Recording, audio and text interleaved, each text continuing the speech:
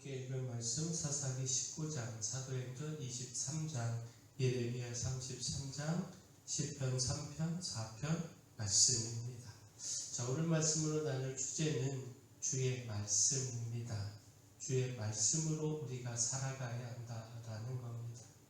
그 주의 말씀이 없으면요, 타락하고 절망할 수밖에 없습니다. 사사기 19장은 베냐민 땅 기브아에서 일어난 범죄에 대하여 전하고 있는데 말씀이 없는 절망과 타락을 보여주고 있습니다.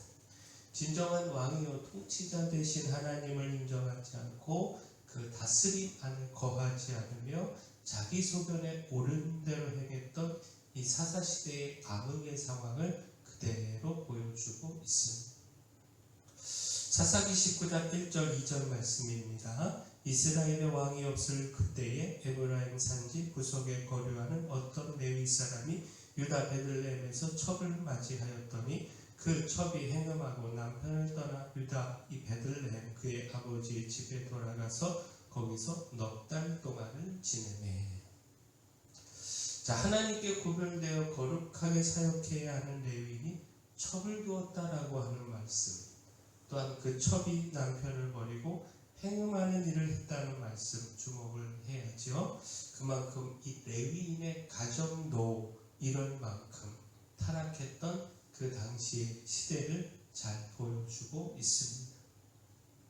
뿐만 아니라 이 레위인이 베냐민 지파의 땅인 기브아에 유숙하고자 들어갔지만 그를 영접한 사람이 없어 오랜 시간 성읍 넓은 거리에 앉았음을 말씀하고 있는데, 이것은 나그네 대접하기를 힘쓰라고 하는 말씀이 지켜지지 않았다라는 것을 보여줍니다. 마땅히 지켜야 하는 하나님의 말씀이 당시 사람들에게서 외면당하고 있었다라는 겁니다. 또한 어렵게 이 레위인을 영접하는 노인이 있어 그 집에 유속을 했지만 한밤중에 레위인과 관계하겠다는 불량배들이 있었음을 말씀하고 있는데, 그 불의한 일을 아무 거리낌 없이 행하겠다고 하고 또 이 악을 제지하고 막는 사람이 없었다라는 겁니다. 그만큼 이 시대가 돌이키기 어려울 만큼 타락했다라는 것, 이것을 보여주고 있습니다. 이 시대의 타락상은요, 이후 말씀에서 더 분명히 확인해 볼 수가 있는데, 곧 노인은요 서슴없이 자신의 딸과 레위인의 첩을 대신 내어주겠으니 그들을 욕보이든지 마음대로 하라고 하고, 레위인은 자기 살겠다고 자신의 첩을 불량배들에게 내주었고, 또 불량배들은 그 첩을 밤새 능욕했습니다. 그리고 이내 그 첩이 죽게 되자 레위인은 이 문제를 처리하겠다고 그 죽은 첩의 시체를 12조각 내어서 이스라엘 각 지파에 보냈습니다. 결국 이 모든 말씀은 하나님의 말씀이었고, 그 말씀의 기준대로 살아가지 않으며 자기 생각에 옳은 대로 살아갈 때 얼마나 돌이킬 수 없을 만큼 타락하게 되는지를 보여줍니다. 거기에는 소망이 없고요, 오직 불의함과 죄악으로 인한 절망뿐일 수밖에 없다라는 겁니다. 따라서 말씀을 놓치지 말아야 합니다. 말씀을 놓치면 타락과 절망의 삶을 살아갈 수밖에 없음을 기억하고 말씀을 붙잡아야 합니다. 곧 말씀을 붙잡으면 그 말씀이 소망이 됩니다. 예레미야 33장은요 예루살렘과 유다의 회복에 대한 약속의 말씀입니다.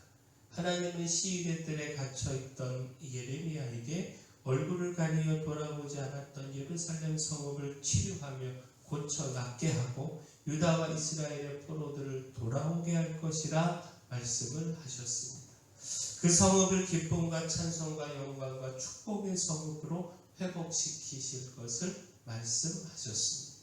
예레미야 33장 6절에서 9절까지 말씀 보면, 그러나 보라 내가 이 성읍을 치료하며 고쳐 낫게 하고 평안과 진실이 풍성함을 그들에게 나타낼 것이며, 내가 유다의 포로와 이스라엘의 포로를 돌아오게 하여 그들을 처음과 같이 세울 것이며, 내가 그들을 내게 범한 그 모든 죄악에서 정하게 하며 그들이 내게 범하며 행한 모든 죄악을 사할 것이라.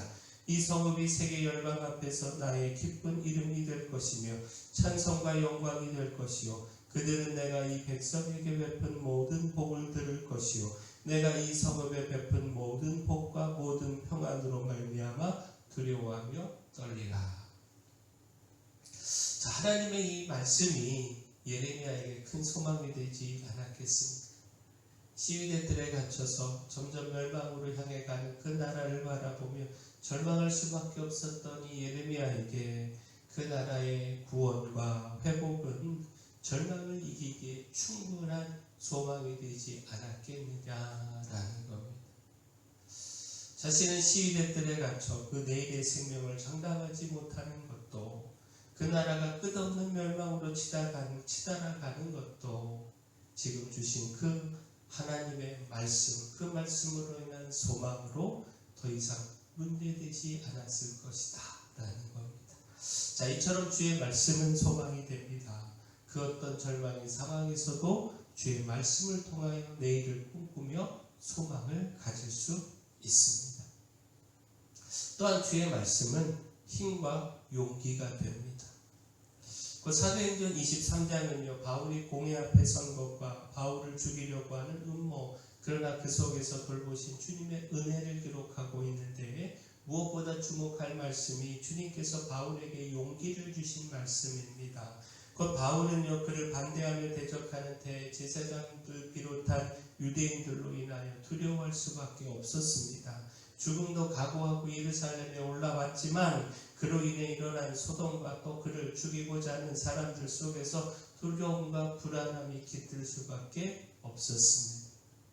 그때 주님께서 바울을 찾아와 위로와 용기의 말씀을 주셨는데 그 사도행전 23장 11절 말씀 보면 그날 밤에 주께서 바울 곁에 서서 이르시되 담대하라 내가 예루살렘에서 나의 일을 증언한 것 같이 로마에서도 증언하여야 하리라 하시니라.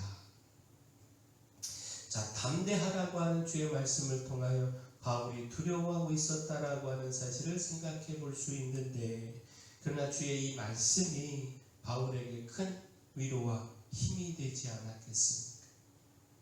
바울은 주님의 말씀을 들으며 두려움 대신 용기를 갖고 힘을 냈을 것입니다. 로마까지 가서 복음을 전해야 한다라고 하는 사명을 마음 깊이 새기며 각오를 다졌을 것입니다. 이처럼 믿음의 삶에 고난과 시련이 있고 또 이로 인해 두려움을 겪을 수 있습니다.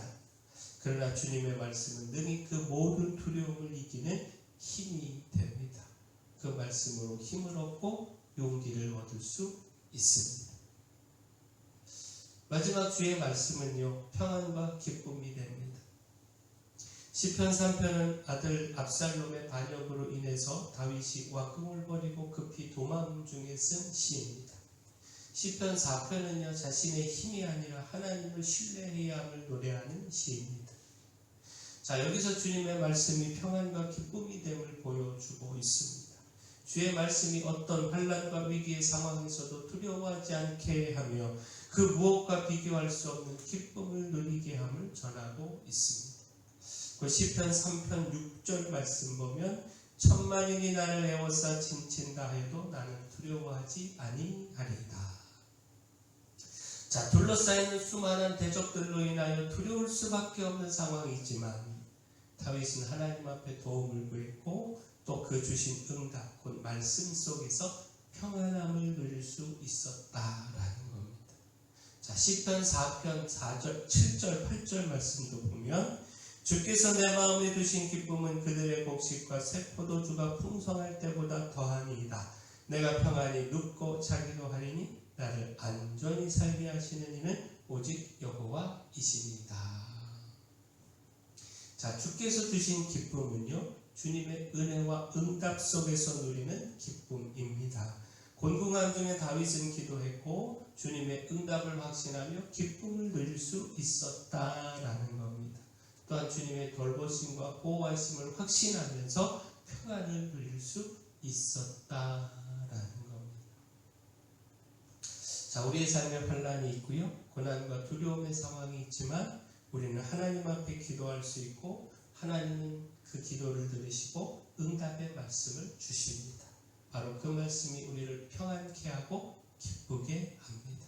아직 상황이 변하지 않았어도 주의 말씀이 있으면 그 말씀은 확실한 말씀이기에 평안하고 기쁨을 누릴 수 있습니다. 자, 주의 말씀을 놓치면 타락과 절망의 삶을 살아갈 수밖에 없습니다.